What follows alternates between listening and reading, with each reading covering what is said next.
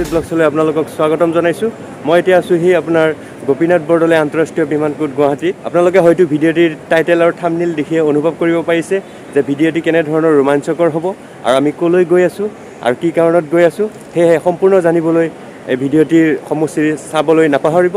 আজি আমাৰ মানালী চিমলা ভ্ৰমণৰ প্ৰথম দিন আৰু এই প্ৰথম দিনত আমি উপস্থিত হৈছোঁহি এয়া গুৱাহাটী বিমানবন্দৰ। ইয়াৰ পৰা আমি দিল্লীলৈ ফ্লাইট ল'ম আৰু দিল্লীৰ পৰা আমি চিমলা আৰু মনালীলৈ যাম।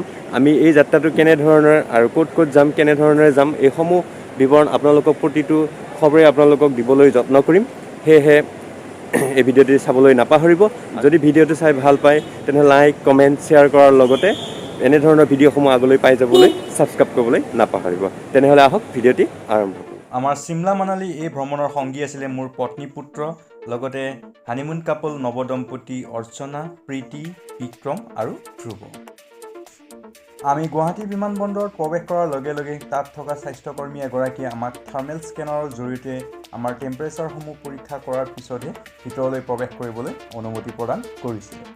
আমি ভিতৰলৈ গৈ যাৱতীয় কাম কাজসমূহ সম্পূৰ্ণ কৰি আমাৰ দিল্লী অভিমুখী বিমানখন থকা গেটখনলৈ আগবাঢ়িছিলোঁ।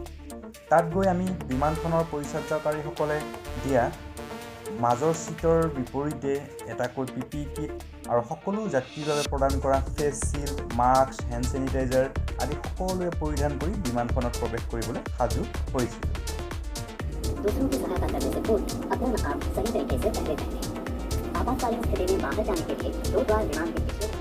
আৰু এনেদৰেই আমাৰ বিমানখনে গুৱাহাটীৰ পৰা দিল্লী অভিমুখে উৰিবলৈ আৰম্ভ কৰিছিল। বিমানখন কিছু সময় এনেদৰে গৈ থকাৰ পিছতেই বাহিৰলৈ জুমি এই দৃশ্যৰাজি দেখি আচৰিত হৈ পৰিছিলোঁ।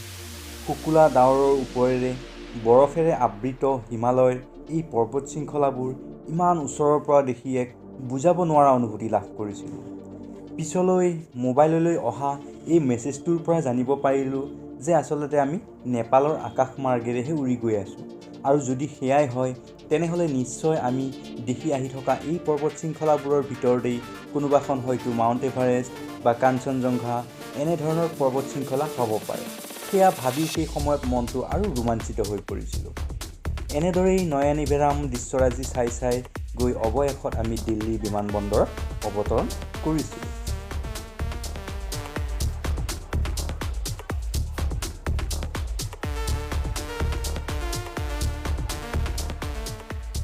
দিল্লী বিমানবন্দৰত আমি নামিয়েই আমাৰ নিজৰ লাগেজসমূহ লগত লৈ পূৰ্বে নিৰ্ধাৰণ কৰি থৈ দিয়া ট্ৰেভেল এজেঞ্চিৰ গাড়ীৰ জৰিয়তে আমি দিল্লীৰ পৰা চিমলা মানালী অভিমুখে ৰাওনা কৰিছিলোঁ। দিল্লী এয়াৰপৰ্টৰ পৰা ওলাই সকলোৰে ভোক লগাত দিল্লীৰ কোনোবা এটা পদপথত থকা এই ফাষ্টফুডৰ হোটেলখনতেই আমি কিছু পাতলীয়া আহাৰ গ্ৰহণ কৰি পুনৰ চিমলা মানালীৰ দিশে যাত্ৰা আৰম্ভ কৰিছিলোঁ। আমি চিমলা মানালীলৈ দিল্লী হাৰিয়ানা হৈ যাত্ৰা কৰিবলগীয়া এই পথটোৰ দাঁতিকাষৰ দুয়োকাষে থকা ধাবাসমূহৰ বিষয়ে পূৰ্বে শুনি আহিছিলোঁ, যদিও যাত্ৰা পথত গৈ থকা সময়ত নিজে সেইবোৰ স্বচক্ষুৰে দেখি সঁচাকৈয়ে অভিভূত হৈ পৰিছিলোঁ। আৰু এনেধৰণৰ বিশেষ এখন ধাবাতে গৈ আমাৰ গাড়ীখনে খাদ্য গ্ৰহণৰ বাবে ৰৈ পৰিছিল। আমি প্ৰায় দিল্লীৰ পৰা প্ৰায় 1.5-2 ঘণ্টা জাৰ্ণি কৰি আহি ইয়াতে পাইছোঁহি আৰু চিমলালৈ মোটামুটি ইয়াৰ পৰা প্ৰায় 500 কিলোমিটাৰ ইয়াৰ পৰা আৰু যাবলগীয়া আছে।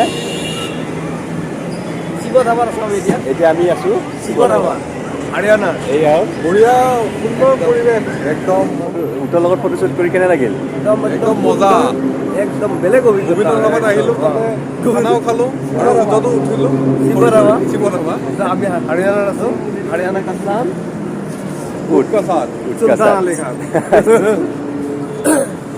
এয়া হ'ল ইয়াৰ চাৰিপিনৰ পৰিৱেশ।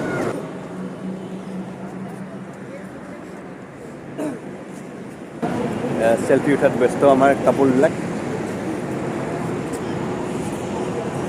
এইটো এটা কাপোল ব্যস্ত চেল্ফি উঠাত আৰু মই আপোনালোকৰ কাৰণে ভিডিঅ' কৰাত ব্যস্ত। হাৰিয়ানাৰ হাইৱেৰ ওচৰৰ এই ধাবাবোৰত যাত্ৰীসকলে খাদ্য গ্ৰহণ কৰি কিছু সতেজ হ'বলৈ অথবা মনোৰঞ্জনৰ বাবে বিভিন্ন ব্যৱস্থা গ্ৰহণ কৰি ৰাখিছে। কণ ল'ৰা ছোৱালীসকলৰ বাবে বিভিন্ন খেলৰ সামগ্ৰীৰ লগতে উট, ঘোঁৰা চাফাৰীকে আদি কৰি ভিন্ন ধৰণেৰে ভিন্ন ধাবাসমূহে যাত্ৰীসকলক আকৃষ্ট কৰিবলৈ ব্যৱস্থাসমূহ কৰি ৰাখিছে। জীৱনত প্ৰথমবাৰৰ বাবে এয়া চাফাৰী। দিল্লী টু মানালী ৱে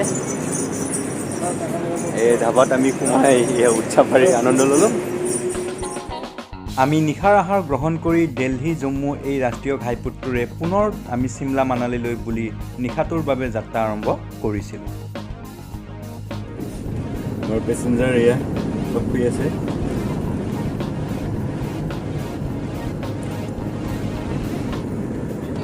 বিকম আছা কৰবা ঘুমাইছিল নেকি? আমি আকৌ এটা টল গেট পালোঁ আহি কৰ্ণাল পাম আৰু অকণমান সময় যোৱাৰ পিছতে আমি কৰ্ণাল পাম আৰু ৰাতিটো এনেধৰণে যাই থাকিব লাগিব। আমাৰ এই যাত্ৰাপথত বিভিন্ন ঐতিহাসিক ঠাই পানীপথ কুৰুক্ষেত্ৰ আদিৰ দৰে ঠাইসমূহ পাৰ হৈ গৈ আমি অৱশেষত হিমাচল প্ৰদেশৰ কোনোবা এখন পাহাৰত পুৱতি নিশা উপস্থিত হৈছিলোঁ। ক'ত এতিয়া? মানালী পোৱাই নাই। কালি দিনৰ 12টাত। মানালী পাবলৈ তেতিয়াও আৰু যথেষ্ট দূৰ আছিল, সেয়েহে আমি চাহ খাই কিছু জিৰণি লৈ পুনৰ আমি মানালী অভিমুখে যাত্ৰা আৰম্ভ কৰিছিলোঁ।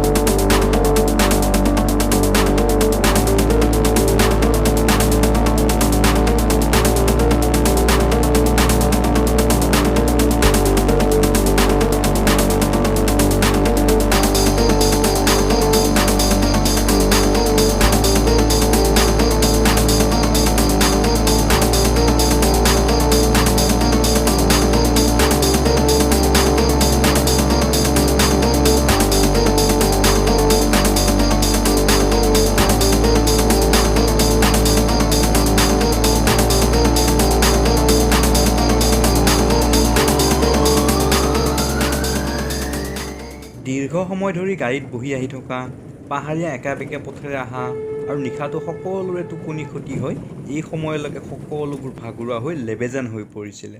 আৰু তাতে ভূতৰ ওপৰত দানহ পৰা দি পথ নিৰ্মাণৰ কাম চলি থকাৰ বাবে এনেদৰে পথসমূহ বন্ধ হৈ আৰু আমনিদায়ক কৰি তুলিছিল।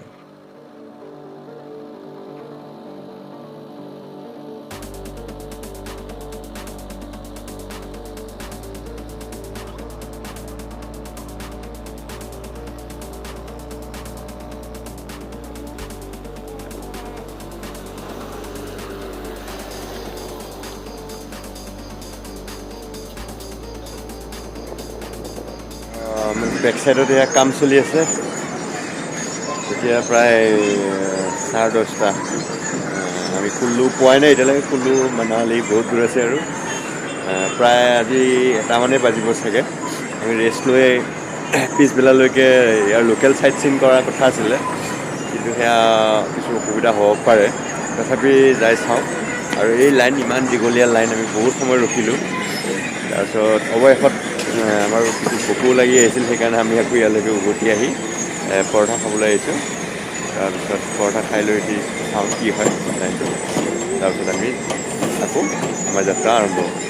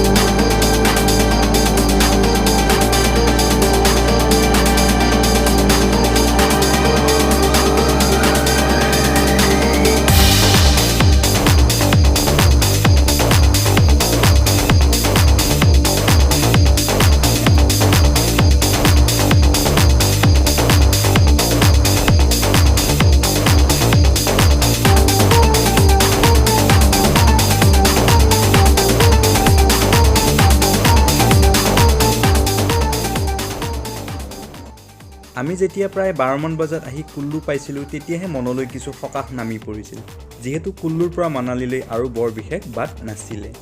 এনেদৰে কুল্লুৰ পৰা মনালীলৈ যাওঁতে ইয়াৰ চাৰিওদিশৰ পৰিৱেশৰ সৌন্দৰ্যসমূহ উপভোগ কৰি গৈ অৱশেষত আমি পূৰ্বে নিৰ্ধাৰণ কৰি থৈ দিয়া হোটেলখনত গৈ উপস্থিত হৈছিলোঁ। হয়, এতিয়া আপোনালোকে দেখিছে আমি এতিয়া ৰুমত আহি পালোহি। এইমাত্ৰ জাষ্ট ফ্ৰেছ হৈছিলোঁ। ইয়াত আহি পাওঁতে আমাৰ 1টা বাজিলে। আমি দিল্লীৰ পৰা এয়াৰপৰ্টৰ পৰা প্ৰায় 5 বজাতে ওলাইছিলোঁ, কিন্তু আমি আহি আজি দিনৰ 1টা বজাতহে ইয়াতে পালোঁ। আমি এতিয়া ফ্ৰেছ হৈ আকৌ আমি চাইট চিন কৰিবলৈ যাম। কালি ৰাতি কিছু টোপনি ক্ষতি হ'ল।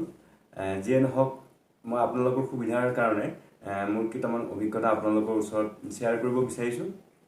প্ৰথম কথাটো হ'ল, আপোনালোকে যদি এই সাম্প্ৰতিক সময়ছোৱাত কোনো ঠাইলৈ যোৱাৰ মন মেলি আছে, কিন্তু কৰোনা টেষ্টৰ কাৰণে হওক বা এনেকুৱা আনুষংগিক কিছু কথাৰ বাবে আপোনালোকে এতিয়ালৈকে ক'তো যাব পৰা নাই, তেনেহ'লে চিমলা আৰু মনালী হৈছে আপোনালোকৰ কাৰণে আটাইতকৈ বেষ্ট ডেষ্টিনেশ্যন। ইয়াত আপোনালোকে আহোঁতে কোনো ধৰণৰ কৰোনা টেষ্ট কৰিব নালাগে বা তেনেধৰণৰ কোনো ৰিপৰ্টৰ প্ৰয়োজন নাই। আমি আহিছোঁ, ইয়ালৈকে আহি পালোঁ। বৰ্তমানলৈকে আমাৰ কোনো ধৰণৰ এতিয়ালৈকে টেষ্ট কৰা হোৱা নাই বা তেনেধৰণৰ ৰিপৰ্টো আমাৰ প্ৰয়োজন হোৱা নাই। গোটেই ভাৰতবৰ্ষতে চিমলা মানালী খুলি দিছে আৰু সেয়েহে এতিয়া পৰ্যটকৰ সোঁত ইয়ালৈ ববলৈ আৰম্ভ কৰিছে। ইতিমধ্যে বিভিন্ন ধৰণৰ পৰ্যটকক আমি বাটত লগ পাইছোঁ।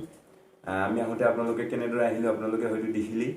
গতিকে খুব ভয় খোৱাৰ প্ৰয়োজন নাই, মাত্ৰ সাৱধানতা অৱলম্বন কৰি আমি ইয়ালৈকে সুন্দৰভাৱে আহিব পাৰোঁ।